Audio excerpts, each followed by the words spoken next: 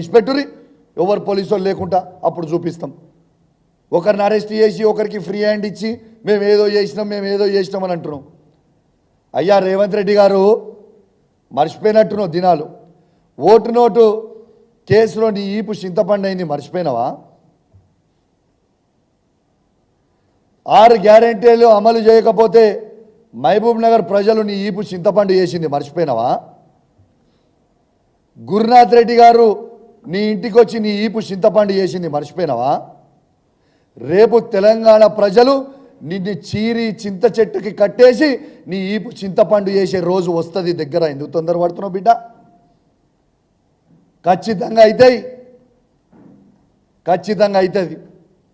నువ్వు ఎన్ని చేసినా, ఎంత భయపట్టించినా, నువ్వు ఏమి చేసినా నేను మాత్రం ఇంకేం చేస్తావు? ఎక్కువ హత్య చేయించే ప్రయత్నం చేసినావు, ఇంకా నేను హత్య చేయిస్తావు కావచ్చు. Yes, I'm ready to die for people of Telangana.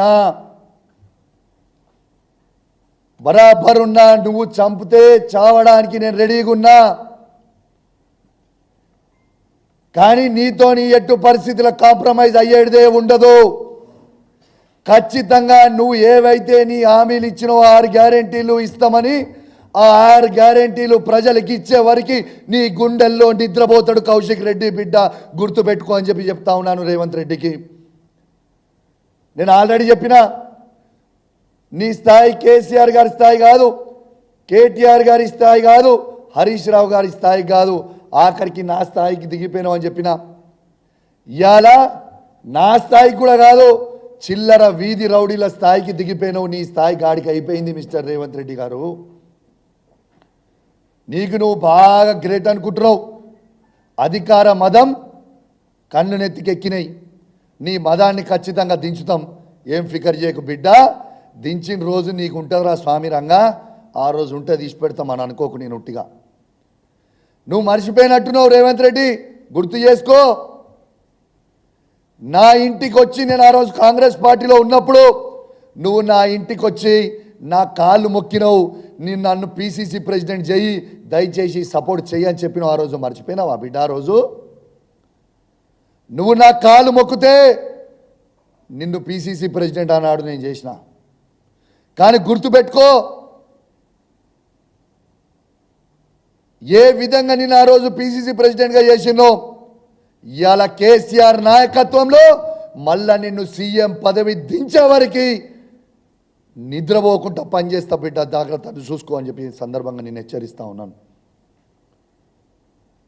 ఇవాళ తెలంగాణ ఇంద్రమ్మ ఇళ్లలో చంద్రన్న చెట్లు నాడుతున్నావు.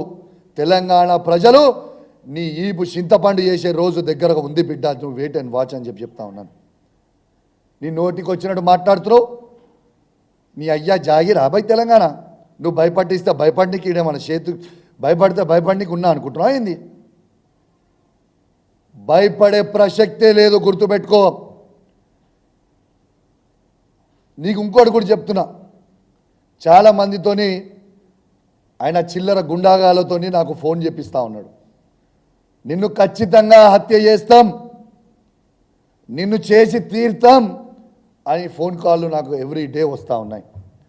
నేను అడిషనల్ ఇంటెలిజెన్స్ శివధర్ రెడ్డి గారికి నేను ఆల్రెడీ పంపించిన ఫోన్ నంబర్లతో సహా.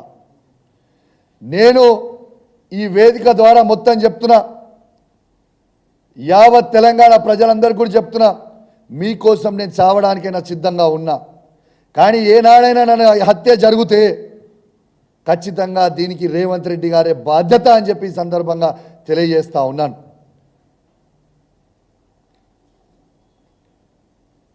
ఇలా తెలంగాణ ప్రజలకి రక్షణ కల్పించాల్సిన ముఖ్యమంత్రి, హోమ్ మినిస్టర్ గారు తనే కాబట్టి అసలు ఏం చేస్తున్నారు? అసలు ప్రజలు నవ్వుకుంటున్నారు నువ్వు చేసే మాటలు. ప్రజలు నిన్ను చూసి నవ్వుకుంటున్నారు.